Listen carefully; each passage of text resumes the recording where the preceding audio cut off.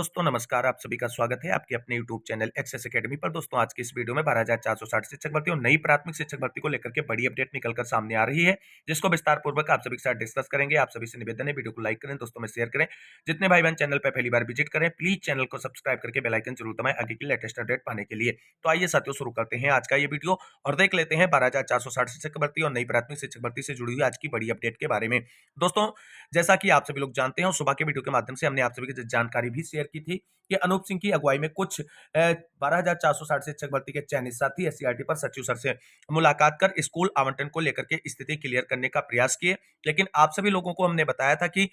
SCERT पर सुबह जो साथी अनूप सिंह की अगुवाई में पहुंचे थे उन सभी साथियों को पुलिस प्रशासन के द्वारा बस में भर करके इको गार्डन भेज दिया गया था और उसके बाद कुछ अन्य साथी भी हमारे 12,460 शिक्षक भर्ती में जो नियुक्ति पत्र पा चुके हैं उनकी तरफ से एससीईआरटी पर सचिव सर से मिलने का प्रयास किया गया। लेकिन किसी भी साथी की फेस टू फेस मुलाकात सचिव सर से नहीं हो पाई और वहीं लखनऊ में रह करके ही साथियों की तरफ से बड़ा प्रयास किया गया। और आज आपको बता दें स्कूल आवंटन को लेकर के एससीईआरटी की तरफ से बड़ा खुलासा निकलकर सामने आया है, जो कहीं ना कहीं हम लोग समझ रहे थे कि ये सारी प्रक्रियाएं विभाग की तरफ से पहले ही पूरी की जा चुकी होंगी। लेकिन आज जो एससीईआरटी की तरफ से स्कूल आवंटन में हो रही देरी को लेकर के खुलासा किया गया है वो वास्तव में चौंकाने वाला खुलासा है, क्योंकि कोर्ट का आदेश आए हुए काफी समय हो चुका है, 1 माह का समय बीत गया है और उसके बावजूद अभी तक उस पर कोई प्रोसेस आगे नहीं बढ़ा है। ऐसे में कहीं ना कहीं ये चयनित शिक्षकों के लिए थोड़ी टेंशन भरी बात हो सकती है। तो क्या बड़ा खुलासा हुआ है उस पर बात करते हैं। तो जो साथी हमारे मिलने गए थे एससीईआरटी पर सचिव सर से, उनकी तरफ से लखनऊ में ही रह करके विधायक जी के माध्यम से सचिव सर को फोन कराया गया, लेकिन सचिव सर से फोनिक वार्ता नहीं हो पाई विधायक जी की। और एससीईआरटी के एक वरिष्ठ अधिकारी से विधायक जी की बात हुई और उनकी तरफ से जो है स्कूल आवंटन को लेकर के सारी चीजें क्लियर कर दी गई और बोला गया कि सुप्रीम कोर्ट का जो आदेश आया है 8 जनवरी की सुनवाई का, उस आदेश पर अभी विधिक परामर्श जो है वो नहीं मिल पाया है और न्याय विभाग के पास सुप्रीम कोर्ट का आदेश पड़ा हुआ है और इसी कारण स्कूल आवंटन में देरी की जा रही है। अब आप सभी को बता दें जो सुप्रीम कोर्ट का आदेश है वो न्याय विभाग के पास जो है न्यायिक विश्लेषण के लिए भेजा गया है। अगर न्याय विभाग उस पर मुहर लगा देता है कि इस आदेश से स्कूल आवंटन पर कोई रोक नहीं है तो आप सभी का स्कूल आवंटन जल्द से जल्द हो सकता है। लेकिन अगर न्याय विभाग से आर्डर का विश्लेषण करने के बाद यह निष्कर्ष निकलता है कि 12,460 शिक्षक भर्ती में चयनित साथियों का स्कूल आवंटन जो है वो सुप्रीम कोर्ट के डायरेक्शन आने के बाद ही किया जाएगा, तो ऐसे में आप सभी को और लंबा इंतजार करना पड़ सकता है। अब देखना यह होगा कि जिस तरीके से न्याय विभाग से आर्डर विश्लेषण की बात की गई है एससीईआरटी के वरिष्ठ अधिकारी के माध्यम से, तो न्याय विभाग की तरफ से विश्लेषण करने के बाद क्या स्कूल आवंटन पर फाइनली मुहर लगाई जाएगी या सुप्रीम कोर्ट के डायरेक्शन का इंतजार किया जाएगा। अगर न्याय विभाग की तरफ से सुप्रीम कोर्ट के डायरेक्शन की बात की जाती है तो इसके लिए सरकार को जल्द से जल्द जो है एफिडेविट फाइल करना चाहिए और अर्जेंसी लगा करके 28 फरवरी से पहले ही सुनवाई करानी चाहिए और जल्द से जल्द सुप्रीम कोर्ट की परमिशन लेकर के 12,460 शिक्षक भर्ती में चयनित साथियों का स्कूल आवंटन करना चाहिए। अगर आप सभी को बता दें सरकार की तरफ से अर्जेंसी नहीं फाइल की गई और एफिडेविट भी लगाकर नहीं लगाया गया और जल्द से जल्द सुनवाई कराने का प्रयास नहीं किया गया तो सारी चीजें और डिले हो सकती हैं और मामला लंबा खिंच सकता है। लेकिन आप सभी साथियों को बता दें सुप्रीम कोर्ट का डायरेक्शन मिल सकता है सरकार अगर प्रयास करे। आप सभी को मैंने कई वीडियो के माध्यम से जानकारी दी थी कि सरकार की तरफ से ना तो अभी एफिडेविट सुप्रीम कोर्ट में फाइल किया गया है और ना ही अर्जेंसी लगाई गई है, क्योंकि जब तक अर्जेंसी लगा करके एफिडेविट फाइल नहीं किया जाएगा तब तक अगली सुनवाई के लिए कॉज लिस्ट आना बड़ा ही मुश्किल है। अब आप सभी को बता दें सरकार पर दबाव बनाना होगा और विभाग पर दबाव बना करके जल्द से जल्द अर्जेंसी फाइल करते हुए सरकार एफिडेविट लगाए और सरकार क्या विभाग की तरफ से जो प्रोसेस कंप्लीट किया गया है उसका लिखित सबमिशन ही एक एफिडेविट के रूप में सुप्रीम कोर्ट जाएगा, जिसके लिए सरकारी अधिवक्ता वहां पर जो है मामले की आप सभी की पैरवी करेंगे। तो अब आप सभी को बता दें न्याय विभाग में जो आदेश आपका गया है सुप्रीम कोर्ट वाला उसका विश्लेषण जो है वो जल्द से जल्द पूरा हो जाएगा। जो एससीईआरटी के अधिकारी से विधायक जी की बात हुई है उन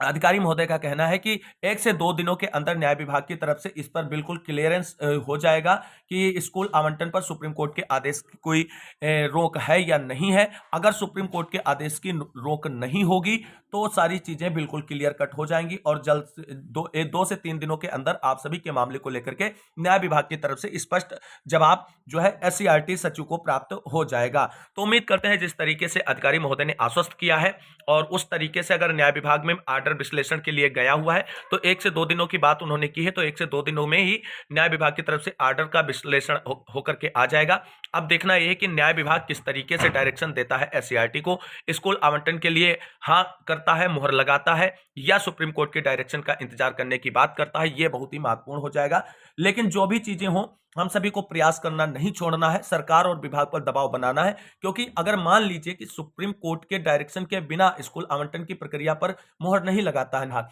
तो ऐसे में सरकार की यह जिम्मेदारी बनती है और विभाग की जिम्मेदारी बनती है कि जल्द से जल्द अपना एफिडेविट फाइल करे और अर्जेंसी लगा करके 28 की डेट का इंतजार ना करे, जल्द से जल्द डेट में सुनवाई करवाए और सारी चीजों को जल्द से जल्द सॉर्ट आउट करें, जिससे चयनित साथी जो काफी मानसिक और आर्थिक रूप से परेशान है उनको थोड़ा सुकून मिले, उनको नौकरी मिल जाए, स्कूल आवंटित हो जाए, तो उनकी जो सारी समस्याएं हैं वो समाप्त हो जाए। आप सभी को बता दें, इस वार्ता के बाद में जो आज साथी एससीईआरटी पर सचिव सर से मिलने गए थे उनकी तरफ से डीजी मैम से मुलाकात की गई और डीजी मैम से अपने स्कूल आवंटन की बात साथियों की तरफ से रखी गई। वहां पर डीजी मैम ने भी बोला कि शासन और प्रशासन में आप सभी के नियुक्ति को लेकर के जो है प्रोसेस आगे चल रहा है, डिस्कशन किया जा रहा है और आप सभी का मामला जो है न्याय विभाग में जो विश्लेषण के लिए गया हुआ है, आपके मामले की फाइल जो है न्याय विभाग में है और 1 से 2 दिनों के अंदर न्याय विभाग से उस पर फाइनल जो है डिसीजन आ जाएगा। उसके बाद आगे देखते हैं क्या प्रोसेस इसमें हो सकता है। तो यानी एससीईआरटी से यही चीज निकलकर सामने आ रही है और डीजी मैम ने भी इसी तरीके से बिल्कुल स्पष्ट और क्लियर कर दिया है कि 12,460 शिक्षक भर्ती में जो स्कूल आवंटन को लेकर के देरी हो रही है वो केवल और केवल विधिक परामर्श अभी आर्डर पर नहीं मिल पाया है एससीईआरटी को और इसलिए जो है डिले किया जा रहा है। तो कुल मिलाकर के ये सारी चीजें जो बोली गई हैं आज एससीईआरटी अधिकारियों के द्वारा और डीजी मैम के द्वारा, इन सबको लेकर के 1 से 2 दिनों के अंदर सारी चीजें क्लियर हो जाएंगी। अगर इन सभी की बातों में कोई भी सच्चाई होगी तो इसी हफ्ते आप सभी को उसका परिणाम भी देखने को मिल जाएगा और बाकी चीजें सब आप सभी का प्रयास नहीं रुकना चाहिए। जो सांसद, मंत्रियों और विधायकों को आप बात कर रहे हैं, ज्ञापन दे रहे हैं, फोनिक वार्ता करा रहे हैं, वो कंटिन्यूअसली जारी रखना चाहिए और प्रत्येक दिन आप सभी को बताते हैं शाम को, जिस तरीके से हम लगातार कहते आ रहे हैं कि शाम को 8 से 10 बजे के बीच प्रत्येक दिन ट्विटर कैंपेन चलाया जाए। 5,000 लोग हम हैं और हम 5,000 लोग मिलकर के किसी भी मामले को ट्विटर ट्रेंड में ला सकते हैं। तो इसके लिए डेली प्रयास किया जाना चाहिए ग्रुप के माध्यम से, जहां सभी लोग, मैक्सिमम लोग एक साथ जुड़े हों, वहां पर ऐसा प्रयास किया जाना चाहिए। तो उम्मीद करते हैं सारी चीजें जो सकारात्मक रूप से आज की मुलाकातों से निकलकर सामने आई वो आगे भी सकारात्मक रहें और अभ्यर्थी जो मानसिक रूप से प्रताड़ित हैं नियुक्ति पत्र पाने के बाद स्कूल अलॉटमेंट को लेकर के, उनके समाधान, उनकी समस्याओं का विभाग की तरफ से जल्द किया जाए और सभी चयनित साथियों को स्कूल अलॉट करने का आदेश जल्द से जल्द निर्गत किया जाए। दोस्तों, मामला अगर सुप्रीम कोर्ट में गया तो वहां पर आप सभी लोग जानते हैं क्या स्थितियां हो सकती हैं। डेट टू डेट यही खेल चलता रहेगा। हम चाहते हैं उससे पहले ही आप सभी का समाधान हो जाए, न्याय विभाग की मुहर लग जाए कि स्कूल अलॉटमेंट पर कोई भी दिक्कत नहीं, स्कूल अलॉटमेंट किया जा सकता है आप सभी चयनित साथियों को। तो ये सारी चीजें इसी हफ्ते क्लियर हो जाएंगी, बिल्कुल क्लियर, परेशान ना हो, क्योंकि आप सभी को बस प्रयास करते रहना है।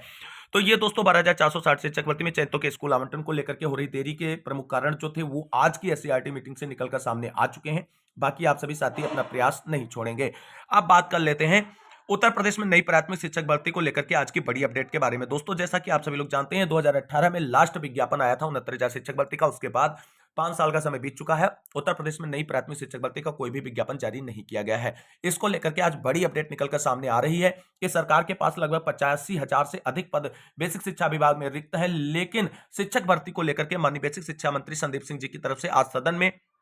एक प्रश्न के जवाब में बड़ी बात बोली गई है और सदन में शिक्षा मंत्री का बड़ा बयान आ चुका है। नई प्राथमिक शिक्षक भर्ती को लेकर के उसको जानेंगे और यूपी में नई प्राथमिक शिक्षक भर्ती से बीएड हो चुका है बाहर, ये भी बड़ी अपडेट है, जरा इसको देख लेते हैं।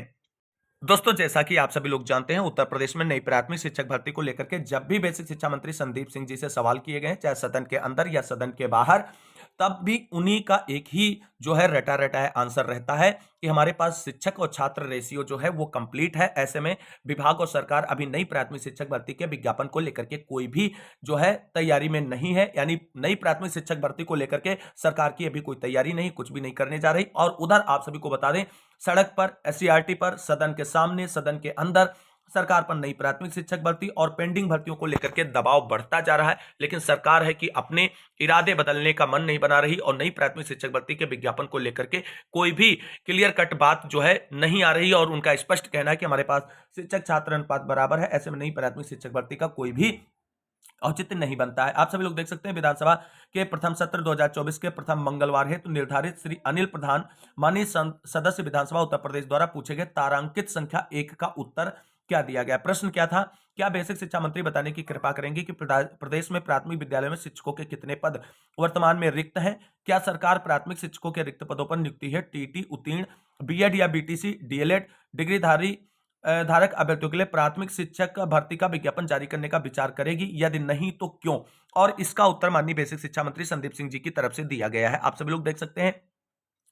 उत्तर प्रदेश बेसिक शिक्षा परिषद के नियंत्रणाधीन संचालित परिषदीय प्राथमिक विद्यालयों में स्वीकृत पद 4,17,886 हैं। इनके सापेक्ष प्रधानाध्यापक एवं सहायक अध्यापक के 85,152 पद रिक्त हैं। ये खुद इस सदन में एक्सेप्ट किया गया है बेसिक शिक्षा मंत्री की तरफ से कि 85,152 पद रिक्त हैं और इन्होंने आंसर दिया है कि नई प्राथमिक शिक्षक भर्ती के विज्ञापन पर कोई भी सरकार विचार नहीं कर रही और कहा गया है नहीं। अब यहाँ पर आप सभी लोग देख सकते हैं कि परिषदीय प्राथमिक विद्यालय में नामांकित छात्र संख्या दी हुई है एवं कार्यरत अध्यापक संख्या ये आप सभी के सामने है और इस प्रकार छात्र शिक्षक अनुपात जो आरटी 2009 के अकॉर्डिंग 31:1 है और ये पूरी तरीके से संतुलित है। प्राथमिक विद्यालय में शिक्षा मित्रों की संख्या दिखाई गई है आप सभी के सामने को सम्मिलित करते हुए शिक्षक छात्र अनुपात 21:1 है जो मानक के अनुसार पूर्ण है। उत्तर प्रदेश बेसिक शिक्षा परिषद के अधीन संचालित परिषदीय प्राथमिक विद्यालयों में सहायक अध्यापक के पद पर चयन एवं नियुक्ति की कार्रवाई उत्तर प्रदेश बेसिक शिक्षा सेवा नियमावली 1981 अद्यतन संशोधित में निर्धारित शैक्षिक प्रशिक्षण अर्हताधारी अभ्यर्थियों हेतु जनपद स्तर पर गठित जनपदीय चयन समिति के माध्यम से संपादित की जाती है। यहाँ पर आप सभी लोग देख सकते हैं सबसे बड़ी बात कि उत्तर प्रदेश में अभी फिलहाल नई प्राथमिक शिक्षक भर्ती नहीं आने जा रही है और अगर आएगी भी तो उसमें बीएड को शामिल नहीं किया जाएगा। ये आज के इस मामले से क्लियर हो गया है सदन में जो जवाब दिया गया है बेसिक शिक्षा मंत्री संदीप सिंह जी की तरफ से। माननीय सर्वोच्च न्यायालय में योजित विशेष अपील संख्या 5068/2023 देवेश शर्मा बनाम यूनियन ऑफ इंडिया व अन्य में दिनांक 11 अगस्त 2023 को पारित आदेश में बीएड अभ्यर्थियों को कक्षा 1 से 5 तक पढ़ाने में हेतु राष्ट्रीय अध्यापक शिक्षक परिषद द्वारा निर्धारित अधिसूचना दिनांक 28 जून 2018 को अपास्त यानी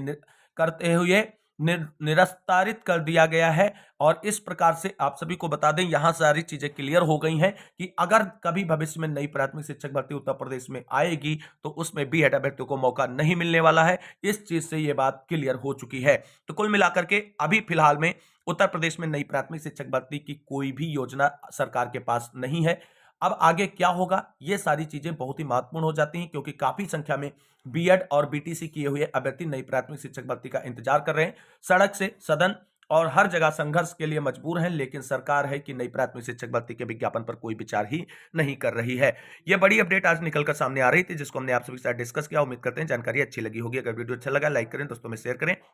और चैनल को सब्सक्राइब करके बेल आइकन जरूर दबाएं। आगे की लेटेस्ट अपडेट के लिए मिलते हैं अगली वीडियो में, तब तक के लिए सभी साथियों को जय हिंद जय भारत, वंदे मातरम।